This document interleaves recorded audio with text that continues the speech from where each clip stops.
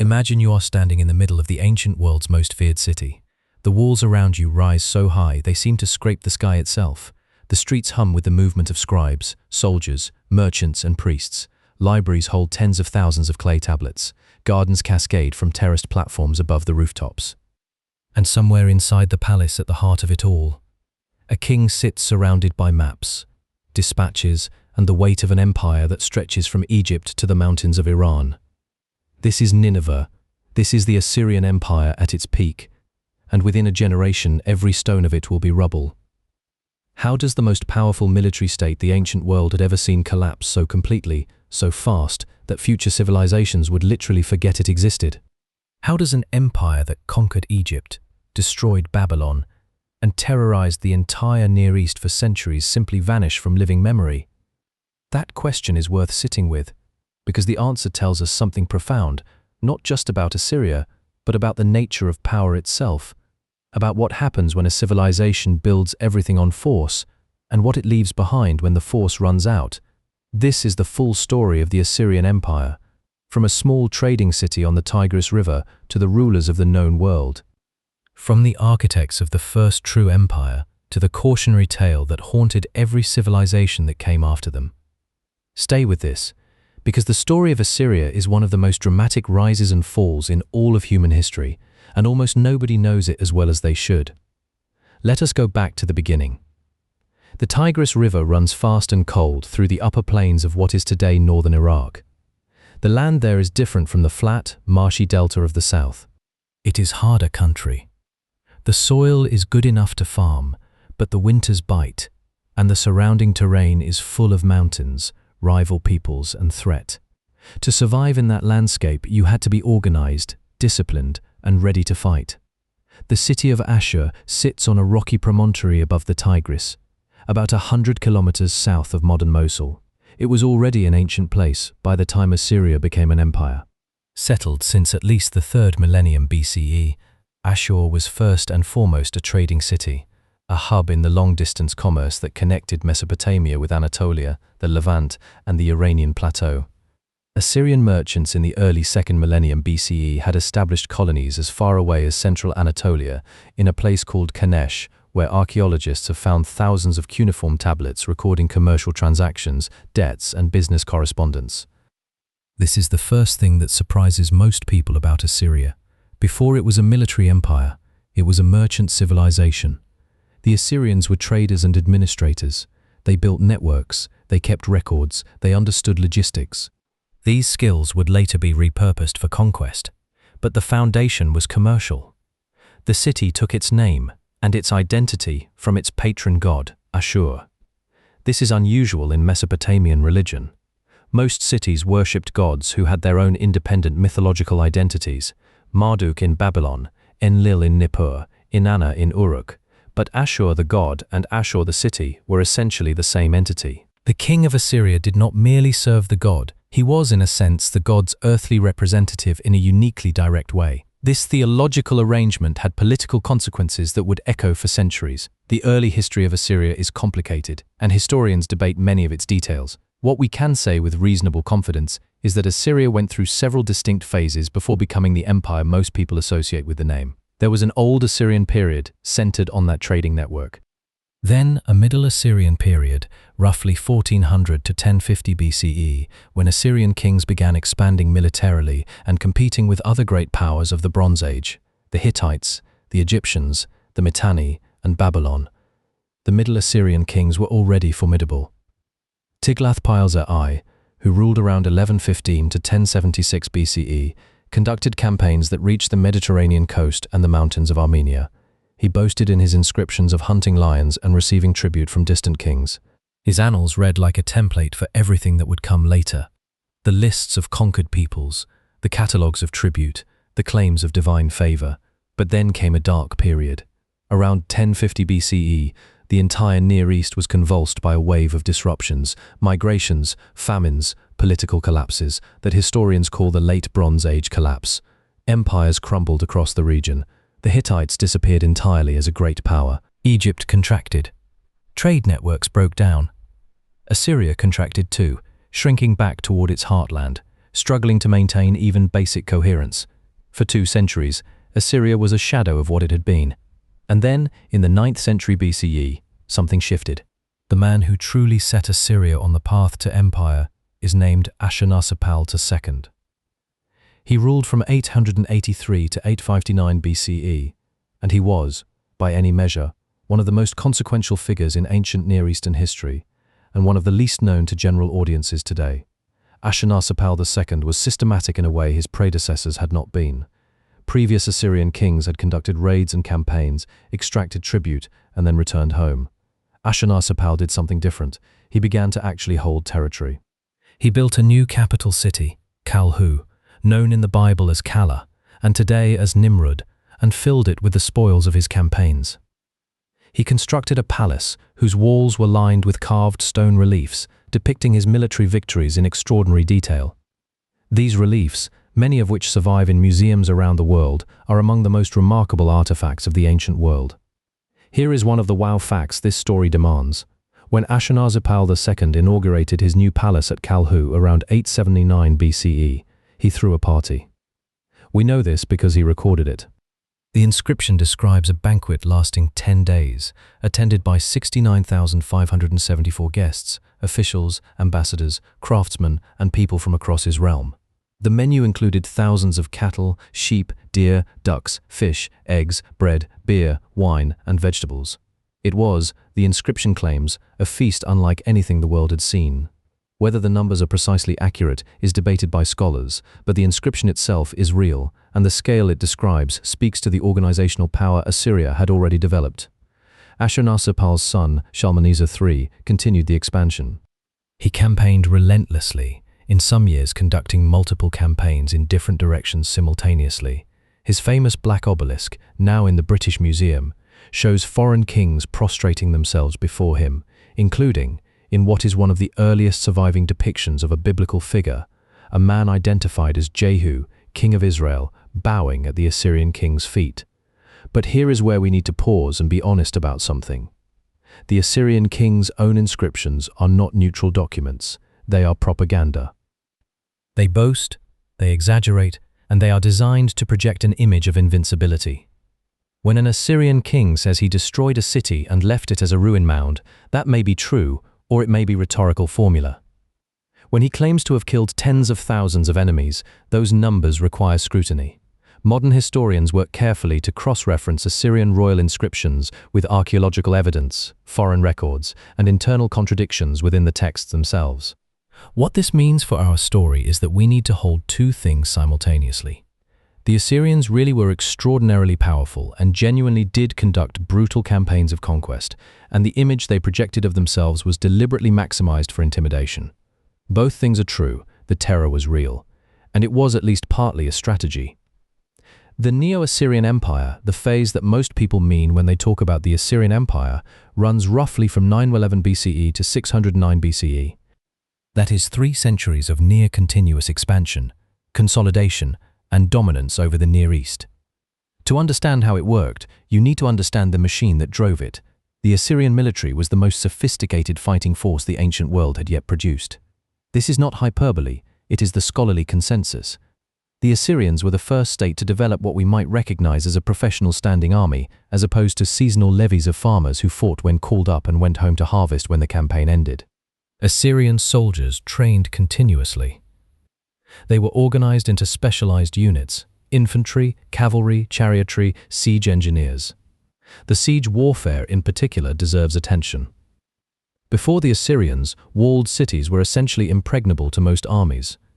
You could surround a city and starve it out, but that took months or years and was enormously expensive. The Assyrians developed siege ramps, battering rams, and undermining techniques that allowed them to breach walls directly. They built movable siege towers.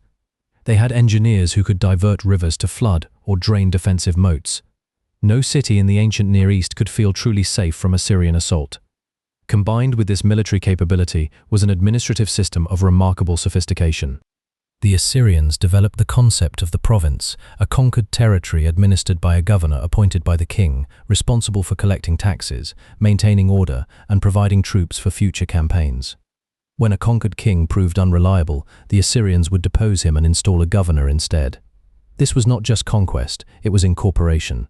They also developed an intelligence network. Governors sent regular reports to the king by relay messenger.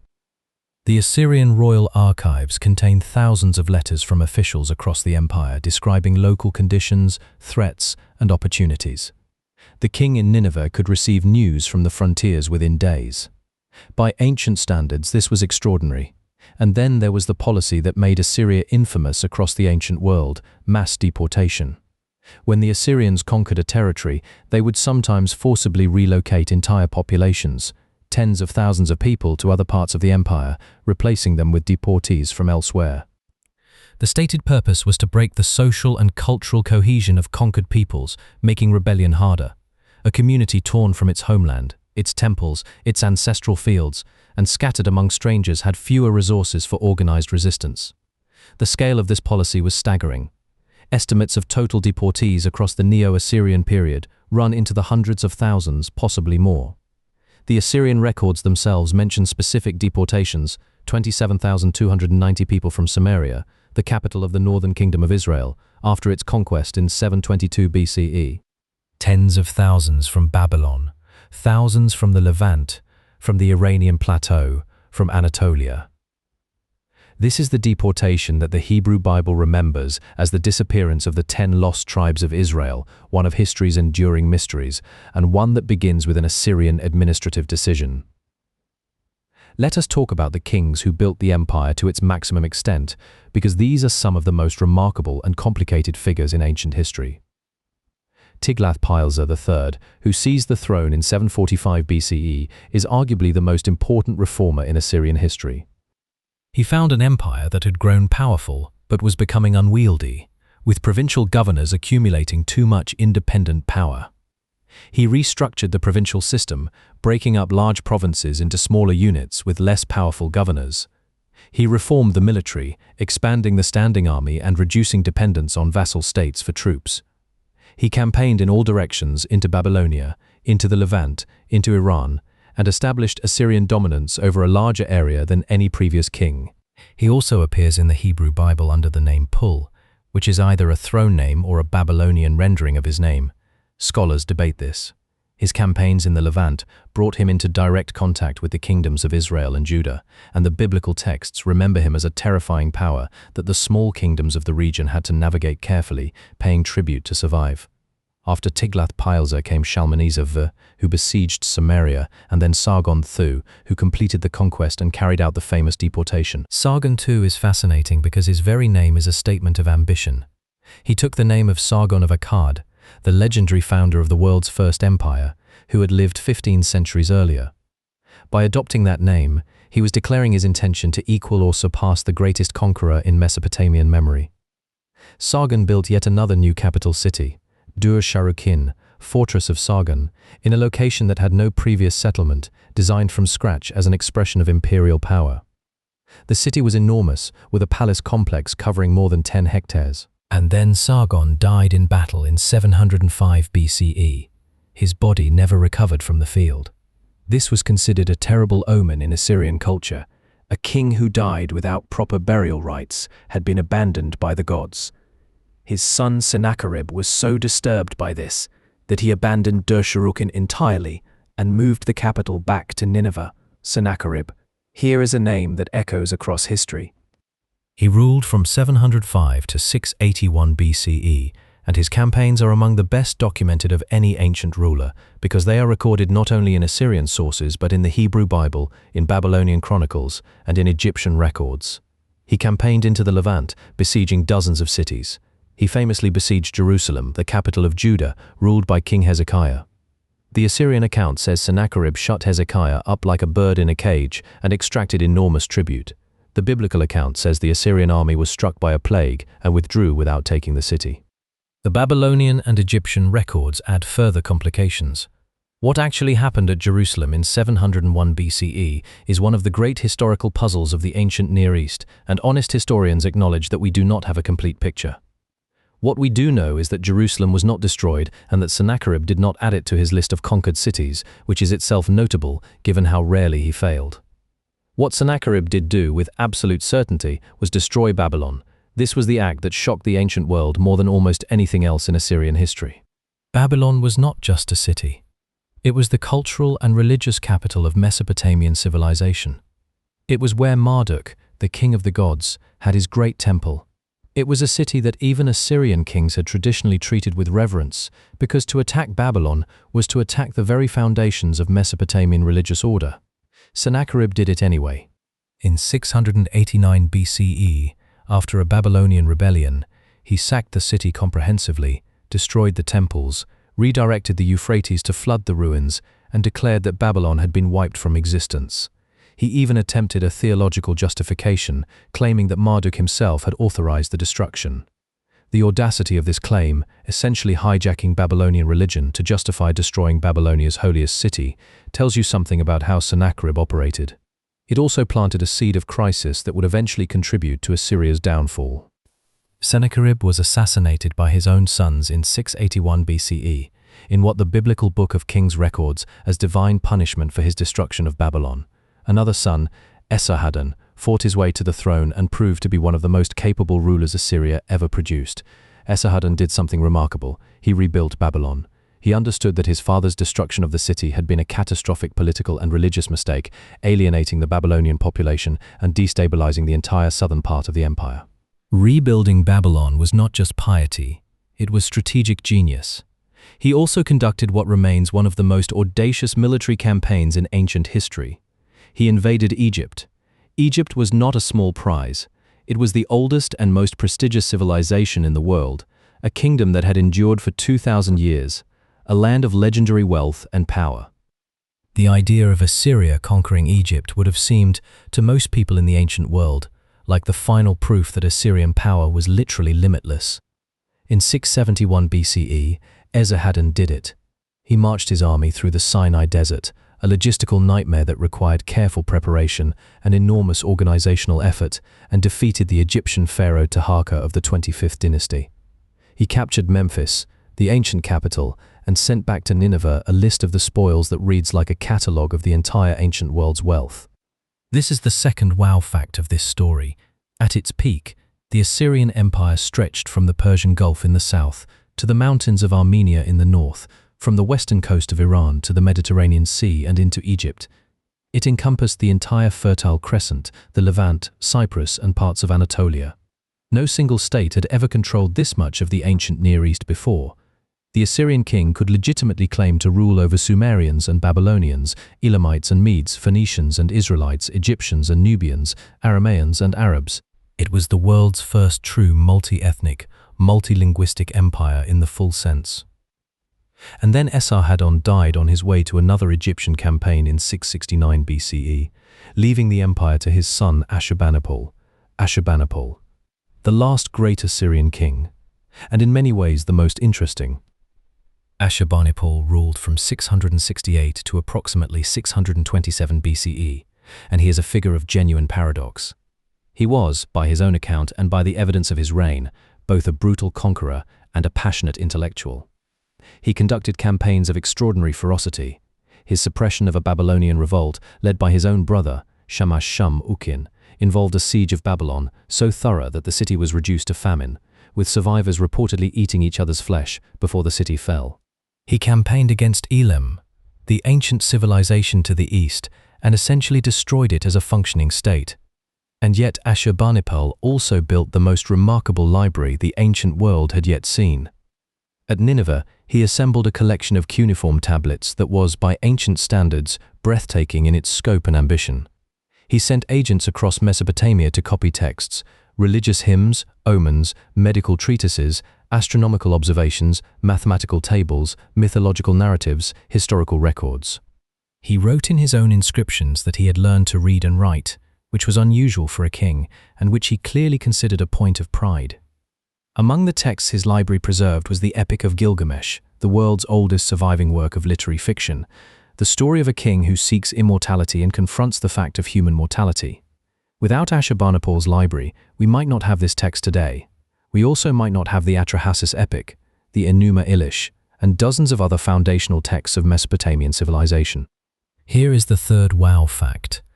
When British archaeologists excavated Nineveh in the 1840s and 1850s, they found the remains of Ashurbanipal's library, approximately 30,000 clay tablet fragments, now housed primarily in the British Museum.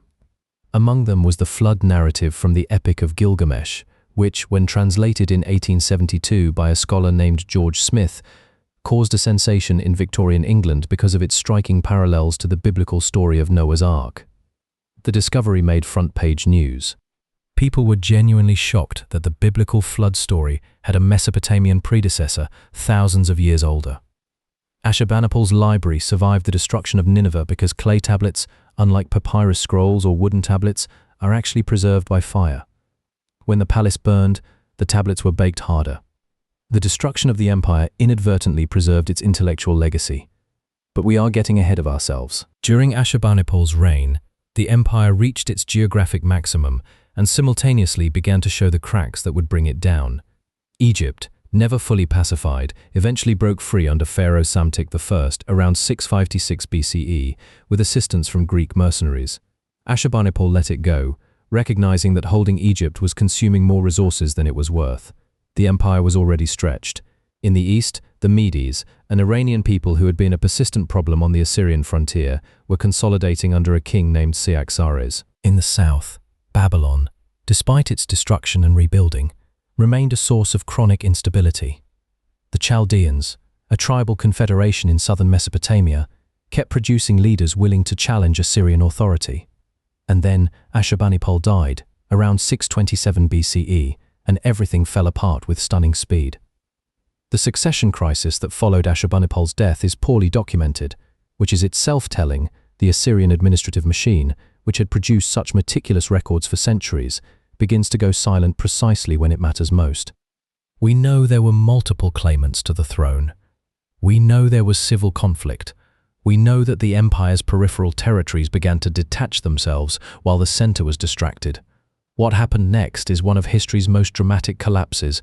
In 626 BCE, a Chaldean leader named Nabopolassar seized control of Babylon and declared independence from Assyria. He spent the next decade fighting the Assyrians to a standstill in southern Mesopotamia, gradually consolidating his control over Babylonia. Meanwhile, in the east, the Medes under Cyaxares were growing stronger and more aggressive. Then Nabopolassar and Cyaxares made an alliance. They sealed it, according to later tradition, with a marriage between Nabopolassar's son, the future Nebuchadnezzar II, and Cyaxares' daughter or granddaughter. Whether this specific detail is accurate is debated, but the alliance itself is well documented in the Babylonian Chronicle, one of our most reliable ancient sources for this period. The coalition moved against the Assyrian heartland. In 613 BCE, the Medes attacked and sacked Ashur, the ancient religious capital, the original city, the place where Assyrian identity had been born. The Babylonian Chronicle records that Nabopolassar arrived after the city had already fallen and met Cyaxares amid the ruins to formalize their alliance.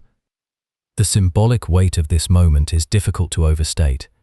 The city that had given the Assyrian people their name, their god, their identity, was destroyed, and the two powers who destroyed it celebrated in its ruins. 2 years later, in 612 BCE, the coalition turned on Nineveh. Nineveh was the greatest city in the world. Its walls were 12 kilometers in circumference. It had 15 gates, each named for a god. Its population has been estimated, with significant uncertainty, at anywhere from 100,000 to 300,000 people. Either figure would make it the largest city on earth at that time. It had the palace of Sennacherib, which its builder had called the palace without rival. It had the library of Ashurbanipal with its tens of thousands of tablets. It had the administrative archives of an empire that had ruled the known world. The siege lasted 3 months. Then the city fell. The Babylonian Chronicle, in its characteristically terse style, records: they carried off the vast booty of the city and the temple and turned the city into a ruin mound. The Assyrian king Sin-shar-ishkun died in the city. Whether in battle or by his own hand is not recorded. The fall of Nineveh sent shockwaves across the ancient world. We can measure this by the reactions recorded in other cultures' texts. The Hebrew prophet Nahum had written an entire book predicting and celebrating the fall of Nineveh, a text that reflects how deeply hated Assyrian power was among the peoples it had conquered. When the city actually fell, the reaction in the Levant was apparently one of disbelief followed by jubilation. Nahum's words, "Woe to the city of blood, full of lies, full of plunder, never without victims," capture something of the accumulated resentment that had built up over centuries of Assyrian domination. A remnant Assyrian force retreated to Harran in what is today southeastern Turkey and tried to hold on with Egyptian support. Egypt, in a remarkable reversal, now had strategic reasons to prefer a weakened Assyria to a powerful Babylon. But in 609 BCE, Harran fell too, and organized Assyrian resistance ended. The empire that had taken 3 centuries to build was gone in less than 20 years. Why did it collapse so fast? This is the question that historians have wrestled with for generations, and the honest answer is that there is no single cause. There are several, interacting in ways that made the collapse both rapid and total. The first factor is structural overextension. The Assyrian Empire had grown to a size that was genuinely difficult to administer and defend with ancient technology. The distances involved were enormous. The diversity of peoples and cultures incorporated into the empire was staggering. Keeping all of this under control required constant military activity, which was expensive in both resources and manpower. By the late 7th century, the empire may simply have been consuming itself. The cost of maintaining dominance was approaching or exceeding the benefits extracted from conquered territories. The second factor is the chronic problem of Babylonia. Babylon was never truly pacified. The Assyrians oscillated between destroying the city and rebuilding it, between appointing Assyrian kings of Babylon and trying to rule it directly. This inconsistency reflected a genuine dilemma. Babylon was too important to ignore and too culturally distinct to absorb. The energy devoted to managing Babylonian resistance over generations was energy not available for other threats. The third factor is the succession crisis.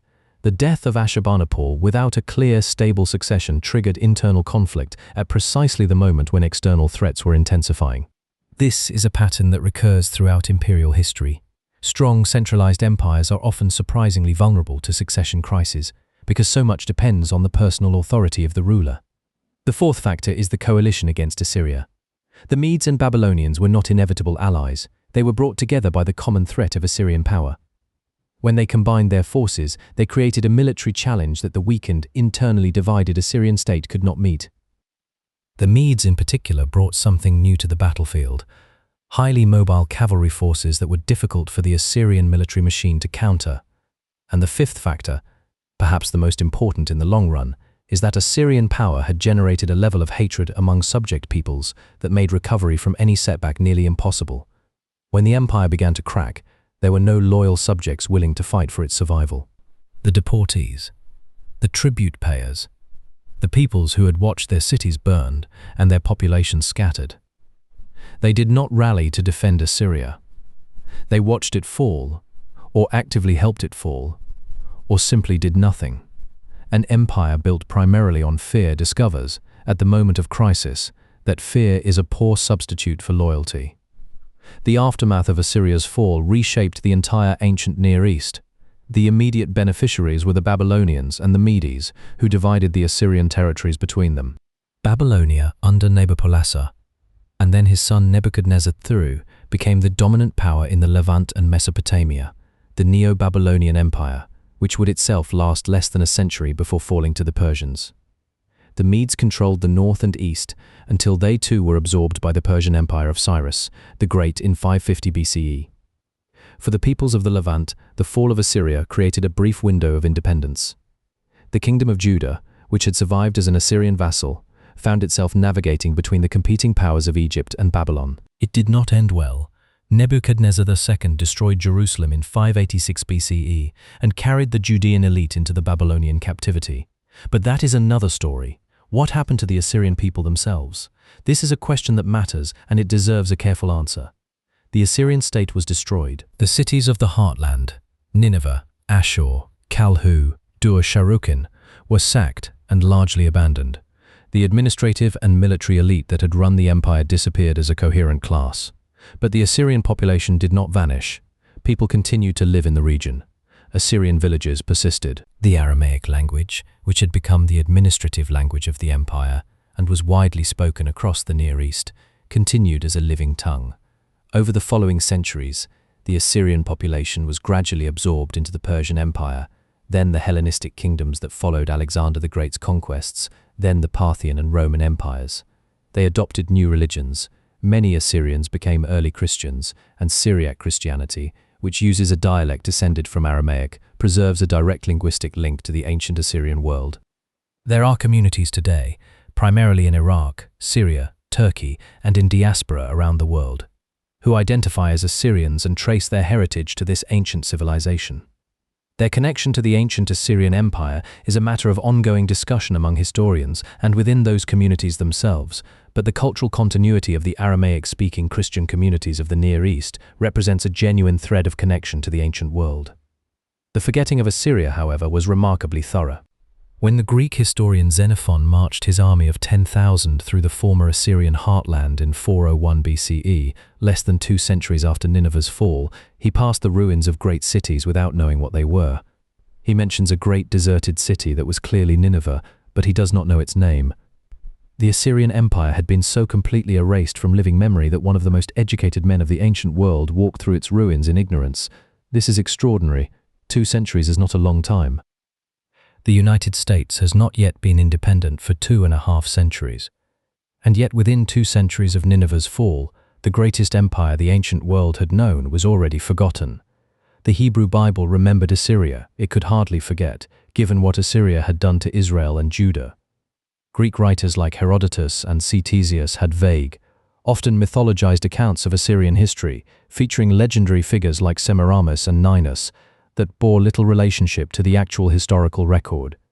But the detailed reality of Assyrian civilization, its kings, its campaigns, its literature, its administrative genius was lost.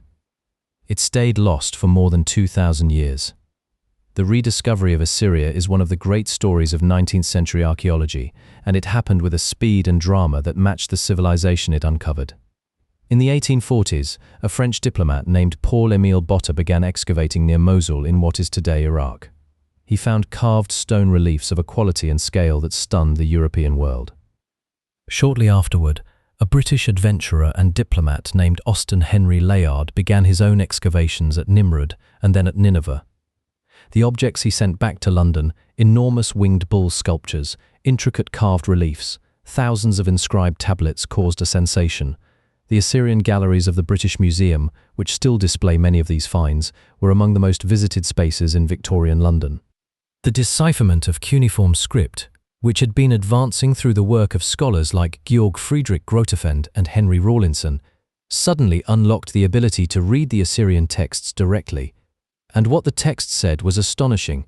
Here was an entire civilization with its own literature, its own history, its own voice, speaking directly from 3,000 years in the past. The Assyrian kings stepped out of myth and into history. Sennacherib, Sargon, Ashurbanipal, these were no longer vague biblical references or legendary figures. They were real people whose own words could be read, whose palaces could be walked through, whose libraries could be studied. The irony is profound. Ashurbanipal built his library precisely to preserve knowledge against the ravages of time. He could not have imagined that the destruction of his city would be the mechanism of that preservation, that the fire which burned Nineveh would bake his tablets hard enough to survive 2.5 millennia, waiting for a new civilization to dig them up and read them. What is the legacy of the Assyrian Empire? What did it contribute to the world that came after it? The answers are more substantial than most people realize. In terms of political organization, the Assyrians essentially invented the template for large-scale empire. The provincial system, the use of governors, the integration of conquered peoples through deportation and resettlement, the development of a professional standing army, the use of intelligence networks and rapid communication, all of these were Assyrian innovations that were adopted and adapted by every subsequent empire in the region. The Babylonians, the Persians, the Macedonians, and ultimately the Romans all built on foundations that the Assyrians laid. The Persian Empire of Cyrus and Darius, which would become the largest empire the ancient world had yet seen, was in many ways a refinement of the Assyrian model, with the crucial difference that the Persians added tolerance and accommodation where the Assyrians had used terror and coercion. Cyrus's famous policy of allowing conquered peoples to maintain their religions and customs was, at least in part, a conscious reaction to the Assyrian model's failure. He had seen what happened to empires built on fear. In terms of culture and knowledge, the Assyrian library tradition was genuinely foundational. The texts preserved in Ashurbanipal's library formed the basis of Babylonian and later Mesopotamian scholarship. The astronomical observations recorded on Assyrian tablets contributed to the development of systematic astronomy. The medical and mathematical texts influenced later Greek and eventually European science, though the pathways of transmission are complex and still debated by historians. The Epic of Gilgamesh, preserved in Ashurbanipal's library, raises questions about the deep roots of storytelling that humanity is still wrestling with. The flood narrative, the quest for immortality, the friendship between Gilgamesh and Enkidu, these themes resonate across cultures and millennia in ways that suggest they touch something genuinely universal in human experience.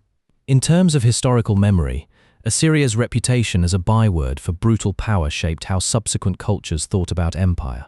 The Hebrew prophets' condemnations of Assyria, Isaiah, Nahum, Jonah, became part of the moral vocabulary of Western civilization. The story of Jonah being sent to preach repentance to the Assyrian capital of Nineveh, and of the Ninevites actually repenting, is a story about whether even the most feared and hated enemy is capable of moral transformation. That it was set in Nineveh specifically tells you something about what Nineveh meant in the ancient imagination. There is something worth sitting with as we come to the end of this story. The Assyrians were, by the standards of their time, extraordinarily capable. They were brilliant administrators, skilled engineers, sophisticated record keepers, and formidable warriors.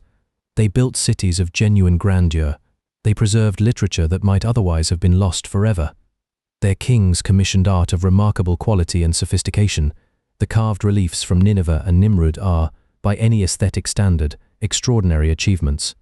And they also conducted campaigns of systematic terror. They displaced hundreds of thousands of people from their homelands.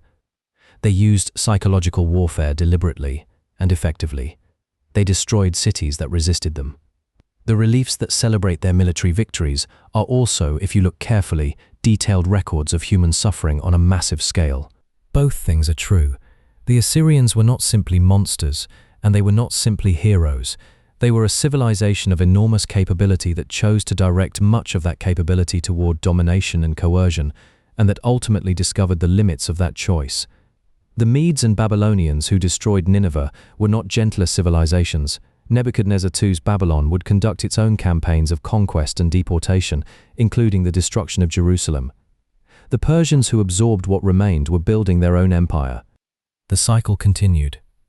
But Assyria remains the defining case study, the civilization that showed the ancient world what empire could look like at maximum scale. And that demonstrated, with its spectacular collapse, what happens when power is not paired with legitimacy. The ruins of Nineveh lie today on the outskirts of Mosul in northern Iraq.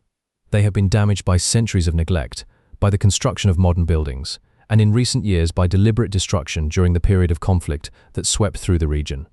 The great winged bulls that once guarded the gates of Sennacherib's palace, the Lamassu, those extraordinary composite creatures with human heads and animal bodies, were smashed. It was an act of erasure aimed at an already erased civilization, and it was painful to witness. But the tablets survive. The British Museum holds its 30,000 fragments. The Oriental Institute in Chicago holds more. Universities and museums around the world hold pieces of the Assyrian record. Scholars continue to read them, translate them, and argue about what they mean. Ashurbanipal wanted his library to last forever. In the strangest possible way it has. 3,000 years separate us from the fall of Nineveh. The landscape has changed. The empires that replaced Assyria have themselves risen and fallen. The languages spoken in the region have shifted, the religions have transformed, and yet the questions that Assyria raises are not historical curiosities. How does a state balance power with legitimacy? What are the limits of coercion as a tool of governance? What happens to the cultural memory of a civilization when its political structures are destroyed? How do we read the records left by the powerful, knowing those records were designed to project an image rather than reveal a truth? These are not ancient questions. They are present questions, dressed in ancient clothes. The Assyrian Empire lasted 3 centuries at its height. It conquered everything it could reach. It built cities of astonishing grandeur. It preserved literature that speaks to us still. And it fell so fast and so completely that within 2 centuries even its ruins were nameless. History does not repeat itself, but it rhymes in ways that reward attention. If this story of the Assyrian Empire left you wanting to understand more about the civilizations that came before it, the empires that rose in its wake, or the ancient Near East as a whole, then you are exactly the kind of viewer this channel is built for. There is a lot more to explore. The Neo-Babylonian Empire that replaced Assyria, the Persian Empire that replaced Babylon. The story of how the ancient Near East's accumulated knowledge traveled into the Greek world and eventually into our own. Each of those stories connects directly to what we covered today. If you found this useful, a like genuinely helps this kind of long-form historical content reach more people. If you want to see where the story goes next, subscribing is the best way to follow along. And if something in this video sparked a question about Assyria, about the ancient Near East, about anything we touched on, leave it in the comments. Those questions often become the next video. The past is not finished with us yet.